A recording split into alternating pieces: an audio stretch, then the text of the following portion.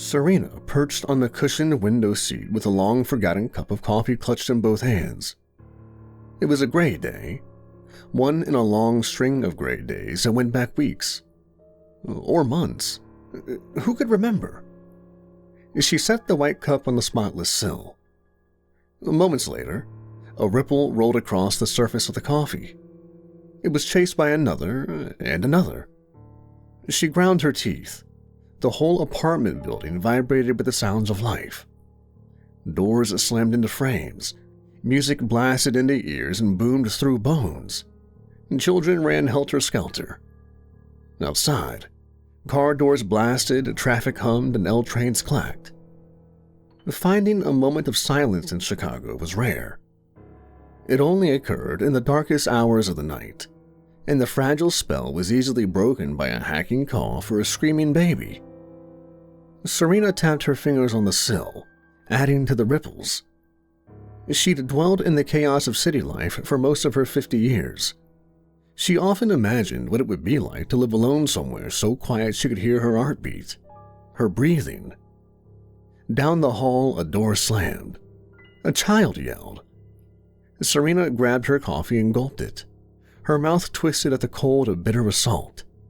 She sighed, set the cup down again, and closed her eyes. At least the dog had been blessedly quiet today. Serena lived in apartment 1E, at the end of the hall near the stairs in an old 3-story brick building. In 1A, near the front entrance, lived an older man and a small brown dog that barked at everything and nothing. The dog barked the way a lonely human might talk to themselves, just to hear their own voice. Across from the dog was 1B, which was home to a family of 5. Or 10, or 20. So many people went in and out it was impossible to know who lived there. And to top it off, a puzzling number of people would pass right by 1B and then ring every other doorbell in search of it. In 1C, next to 1A, lived a woman and her new baby, and a slightly older baby, and another one barely older than that. Serena was pretty sure the babies had worked out a schedule, so one of them was always crying. Across from 1C was 1D, home to 3 young men who each had different musical tastes. And apparently there wasn't a functioning pair of headphones among them. Above Serena was apartment 2E, which seemed to be occupied by an entire wrestling team plagued with insomnia. In actuality, 2 friendly elderly women lived there, each looking as if they couldn't weigh more than 100 pounds. Yet, somehow, they managed to set Serena's dining room lights swaying day and night. The doorbell buzzed, jarring Serena from her reverie. She padded to the door and peered through the peephole. She didn't recognize the person. "This isn't 1B," she said. The person mumbled something before heading away to ring someone else's bell. Serena took her cup to the sink. The doorbell buzzed. She jumped, dropping the cup. The handle snapped off and bounced into the disposal with a clink. The bell buzzed again. She slammed the cup on the granite counter. Her thin lips pulled tight, she stomped to the door and yelled, "This isn't 1B, can't you read?" A woman said, "Hello, I'm looking for 1E." Serena frowned and squinted into the peephole. A 20-something woman stood with a child resting on her hip. Serena opened the door, pulled her cardigan close, and crossed her arms. "Can I help you?" "I'm from 1B. I really need a favor." The woman hefted the boy higher on her hip. Her clothes were rumpled. There were dark smudges under her eyes. She rubbed her ear. It looked an angry shade of red. "Could you watch Bailey for an hour or two?" Serena's eyebrows raised. The child, whom she assumed was Bailey, looked to be about 3 years old. He was clutching a filthy gray stuffed rabbit in one hand, while sucking the thumb of the other.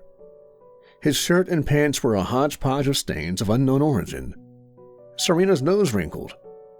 "And try 1C, they've got kids." The woman stared at the ground. "I know it's super weird, but I'm kinda desperate." Serena blinked several times. "I can't watch your kid," she said, as she pushed her door closed. Please, 1 hour. Something's not right. She rubbed her ear again and glanced down the hall. Sorry. The woman cut Serena off by setting the kid down and sprinting to the entryway and out the front door. Wait! Serena scrambled into the hall after her, but she tripped over Bailey, knocking him flat. Her arms pinwheeled as she teetered.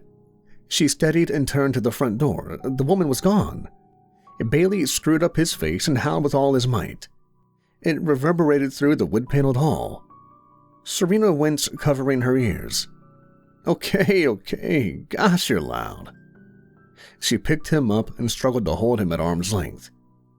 He quieted, reaching out to grasp her long, black and gray hair with a sticky-looking hand. She grimaced and held him further away. Her small frame tipped forward precariously. She leaned back, groaning. Bailey giggled and shoved his thumb into his mouth. She tottered over to 1B. Setting Bailey down with a grunt, she stabbed at the doorbell with her finger. When no one came, she held the button for 10 seconds, letting the shrill peal saturate the apartment. Still no answer. Her shoulders slumped. She grabbed Bailey and staggered back to 1E. Your mom's got 1 hour, and then I'm calling the police, she said. Bailey blinked at her and tugged on his earlobe. He seemed a bit delayed for a 3-year-old. Serena tried asking him if he was hungry or thirsty, but he only responded with a blank stare. She shook her head and stuck him on the rug in front of the TV. She dusted off the remote, located a cartoon channel, and noted the time. Settling into her favorite reading chair, she said, 1 hour. 2 hours later, the woman hadn't returned. Serena set her jaw, marched over to 1B, and rang the bell. It trilled for half a second and died. Frowning, she pushed it again, but it didn't ring. She ground her teeth and banged on the door. Come get your kid already! A baby in 1C shrieked in response. She banged on the door twice more for good measure and stopped, her fist resting on the dark wood. Her eyes narrowed. With all the racket she was making, the scruffy dog in 1A was showing too much restraint. She rang 1A's bell. No answer. Serena leaned her ear against the cold door and held her breath. There were no sounds of life, not even the hum of a refrigerator. She sighed and returned to her apartment. Bailey was still sitting in front of the TV where she left him, both hands pressed over his ears. She called the police. A while later, a young officer and a harried-looking woman from Child Protective Services arrived to collect Bailey. Serena answered their questions as best she could. When they left, she said, I think he has an ear infection. He keeps messing with his ears. That night, she slept better than she had in years. When her alarm chimed at 7 a.m., she pulled out her earplugs and lay in bed for a while, her forehead wrinkled. Finally, she sat up with wide eyes. It's quiet, she breathed. Apartment 1A and 1B hadn't been themselves. The scruffy dog hadn't barked in days, and if anyone had come in or out of 1B, they'd done it discreetly. She closed her ears. A smile crept across her face. Music pulsed through the floor and walls and into her ear canals. Her eardrums vibrated. Her smile slipped. Metal and samba with a sprinkling of Beethoven, she said. Something heavy collided with the floor upstairs. She ground her teeth. I guess it's too much to ask for everyone to be quiet. A glance at the clock told her it was 7:15. She dashed to the bathroom to get ready for work. Weekends at the library were usually bustling, but that Saturday passed like molasses, with only 2 people coming in. When she arrived home, she knocked at 1B. Still no answer. She tried 1A. Their bell didn't work, and no one answered her knocking, not even the dog. She grabbed her mail from the box and made a mental note to tell the super to check the entryway. It smelled dank and earthy. Probably a leak somewhere, she thought with a frown. 2 babies cried in unison as she passed 1C. She rolled her eyes and stuck out her tongue at them. Once her front door clicked shut behind her, she went through her evening routine and climbed into bed. As she lay there, her breath caught in her throat. There was nothing. No barking, crying, booming, stomping, or slamming. Even the distant hum of the traffic and click-clack of the L was absent. The only vibrations came from within. Her lungs moved air. Her heart pushed blood. It pulsed through arteries, veins, and capillaries. Her breathing slowed. She fell into a deep sleep, her earplugs clutched in her hand. In the morning, she made a coffee and curled up in her favorite chair. She'd planned to spend her day off making a dent in her ever-growing pile of books to read. After an hour, though, she hadn't made it beyond page 1 of book 1. Her inner voice had said each word loud and clear, but not one had been absorbed. Serena finished her coffee. Her stomach gurgled, the refrigerator hummed, and she cleared her throat. The radiator hissed and clicked. The wind whistled through a drafty spot in the sill. She tapped her nail on the coffee cup. Water dripped from the kitchen faucet with a dull thud. She slammed her book closed and stood with a huff. Everywhere she looked, something in her usually tidy apartment mocked her with an imagined layers of dust. Serena spent the rest of the day furiously scrubbing everything while muttering under her breath. Exhausted, she collapsed into bed with a book, but she found herself staring at the same page again, the words still refusing to have meaning. Her fingers rasped against the pages. She rustled the sheets. Her stomach groaned. Turning off the light with a click, she stared at the ceiling. In the back of her mind, Serena realized 1D had been quiet all day. "Probably a coincidence," she whispered. In the complete absence of sound, her brain tried to make sense of the nothingness. She heard snatches of music she was certain weren't there. She sighed.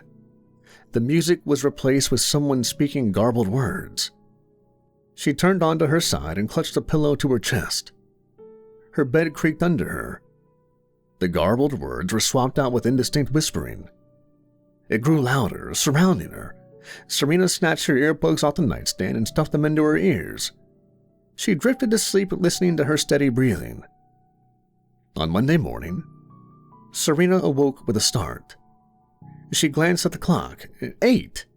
She rubbed her gritty eyes and stumbled out of bed, struggling to clear the wool from her brain. The same vivid dream had run amok in her head all night. It began with someone whispering in her ear. Then the whispering grew more strident until it was whisper shouting that echoed in her mind. She'd start awake, fall back asleep, and the dream would repeat. The whole thing dredged up long-forgotten memories of childhood fever dreams. 15 minutes later, she hurried out the entrance and down the stoop. When she reached the sidewalk, she skidded to a halt. Her brow furrowed. Every Sunday night, the cars parked along her street would all vanish like clockwork in time for the Monday morning street cleaning.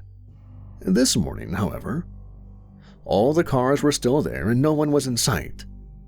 Her hand tightened around the strap of her bag. She listened. The omnipresent hums, clacks, screeches, and beeps of planes, trees, and buses and cars were gone. Not even a breath of wind stirred the branches of the bare trees. A heavy silence pushed down on Serena from all sides. She could barely breathe. And taking a step back, she pulled her phone from her bag with a shaky hand and called work. It rang many times before going to voicemail. She tried her sister in the suburbs. Voicemail. She hesitated a moment and tried the police. It rang and rang. Movement caught her eye. There was something on top of the building across the street. She squinted. It looked like a tree, a tall trunk with branches, except it was swaying in the still air. Her mouth fell open. Serena looked up and down the street. Every building had a swaying tree on the roof. Their undulations made the hairs on the back of her neck stand on end. Her hand lowered from her ear. The phone slipped from her numb fingers and clattered on the concrete. The noise ripped through the silence like an explosion. The trees froze and then quivered. One by one, they leaned toward her, their branches reaching for her. She turned and ran back inside the building, slamming the front door. Her bag slipped to the ground unnoticed. Her legs trembled as she leaned against the mailboxes, panting. The door to 1B was open a crack. She dashed inside, screaming, "Please, help me!" But there wasn't anyone there. She ran to the open bedroom door. A light filtered in through thin, ratty curtains. In the double bed, a stained blue comforter covered 2 bulges, one smaller than the other. "Hello?" Serena said. The bulges didn't stir. A whiff of freshly churned soil invaded her nostrils. An ice-cold lump made itself at home in her stomach. Her body no longer felt like it was hers. Serena approached the bed, her feet moving on their own. Her arm lifted. Her fingers grasped the edges of the comforter. Her mind registered how stiff with dirt it was. "No, don't." Her hand tugged. The comforter pulled back. The stench of wet earth and decay hit Serena in a wave. She clamped her hand over her nose and her mouth as she gagged. In the bed lay 2 twisted, muddy piles of what looked like sickly green tree roots. Something stuck out of a gap in the roots of the smaller pile. Serena held her breath and leaned closer.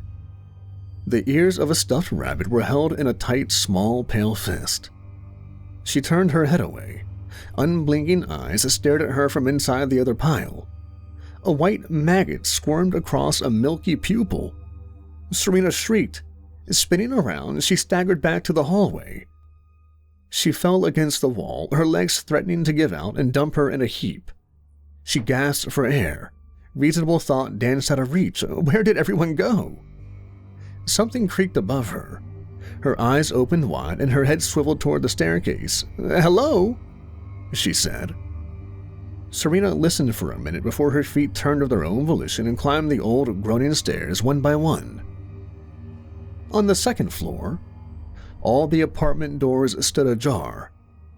Everything was quiet. She turned to 2E and slowly pushed open the door, wincing when it squeaked. "Miss Corbin, Miss Gallo," she breathed. No answer. Serena swallowed and stepped inside. I'm coming in." The place was tidy, but her nose wrinkled at the musty air. No one was in the living room, kitchen, or dining room. "Miss Corbin, Miss Gallo," she whispered. She tiptoed through the dark, narrow hallway to the bedrooms. Every bare floorboard that creaked sent a twitch coursing through her body. Mustiness became pungent darkness that made her eyes water. She covered her nose with her coat sleeve. The bedroom door to the left was open. The room didn't look lived in. She turned to the other door. It was closed. She knocked. Silence. Blood thundered in her ears. She twisted the cold brass knob and slowly pushed the door open. Darkness. Thick drapes covered the windows. Serena felt along the wall until she found a switch. A lamp clicked on. She flinched. Both women lay in bed, arms wrapped around one another. Neither one moved. No, this isn't happening." Tears pricked her eyes. Her feet took her closer. Their faces were pale with a blue tinge, their eyes closed tight. They seemed to be wearing crowns woven out of bare vines. The thin white filaments came from the vines and intertwined over the woman's ears like lace. Serena shuddered. Again, her body moved on its own and she stepped closer. Vines trailed from the crowns to a large hole in the wall above the headboard. And taking another step, her foot found a discarded shoe. She slipped and almost toppled into the bed. Flinging out her arms to catch herself, she knocked Miss Corbin's crown off her head. A long, thick filament fell out of Miss Corbin's ear canal onto the bed. It writhed and lifted itself like a cobra as if it were staring at Serena. She froze. It swayed slowly like the strange trees. She swallowed hard and took a step back. The filament twitched, lowered itself, and slithered towards her. She screamed and fell back against the door, and it slammed into the wall with a deafening bang. A shiver coursed through the vines. They poured out of the hole in the wall in a slithering mass. Filaments slid into the dead woman's nose, eyes, and mouths. Vines twisted around the bodies until they were enveloped in squirming green-brown cocoons. The stench of decay reached a crescendo. Burning hot bile climbed Serena's throat as she stumbled out of the apartment, collapsing near the stairs, and she vomited her scant breakfast of toast and coffee. Rasping came from behind her. She looked down the stairs and bit her lip to hold back a scream. A muddy mass of vines was slithering up. She clutched the railing and climbed to the third floor, glancing over her shoulder every other step. At the landing, she found the door to every apartment wide open. It was silent. The smell of rot was stifling in the still air. Saliva flooded her mouth as her empty stomach heaved. Serena whimpered and slumped against the wall. Her breaths were coming too fast. Her vision grayed and narrowed, her legs gave out, and she slid to the floor. Whispering surrounded her as the building began to vibrate. With a crack, plaster exploded from the walls. Vines surged out. They twisted around her head and slammed it against the wall so hard she saw silver spots. The filaments slithered around her ears. She screamed, ripped off the squirming vines, and scrambled away on hands and knees. Her eyes fell on the metal ladder and hatch leading to the roof. The hatch was ajar. Serena stood and lurched down the hall. With clammy hands, she grasped the metal rungs and climbed. She pushed open the hatch and pulled herself onto the roof. Blinking in the brilliant sunlight, her body went cold. 20 feet away stood one of the swaying trees. It was as tall as a normal tree, but it moved like it was listening to music. The trunk was pale and shiny with crisscrossing, pulsing dark lines, making it look like tightly stretched skin full of varicose veins. Bare vines ending in thin white filaments spilled over from the branches and hung low to the ground. Gnarled roots splotched with patches of sickly green moss and stinking brown mud fanned out across the room. Their tips burrowed deep, infiltrating the building. Only one thought was able to break the surface of her frozen mind. If she squinted, the tree would look like any one of the weeping willows dotting the lakefront, their lithe, harmless branches waving in the breeze. She fell to her knees and sobbed. The tree quivered. Its trunk leaned over, lowering its vines to the ground. They slithered toward her with lightning-fast speed. Her mind screamed at her body to get up and run. Her limbs wouldn't listen. Vines wrapped tight around her head and body. Filaments slid deep into her ear canals. A strangled cry escaped her mouth. Her bladder let go. She heard her breath coming out in ragged puffs. Her heart pounding in her chest, her blood rushing through veins and arteries. Those sounds dimmed, and other ear-splitting noises took their place. Her scalp rasping over her skull, her eyes blinking, her neurons firing. Soon, those sounds faded too, until all that remained were the deafening collisions of air molecules. Serena's body fell silently to the ground as the sound eaters drained the last vibrations from the earth.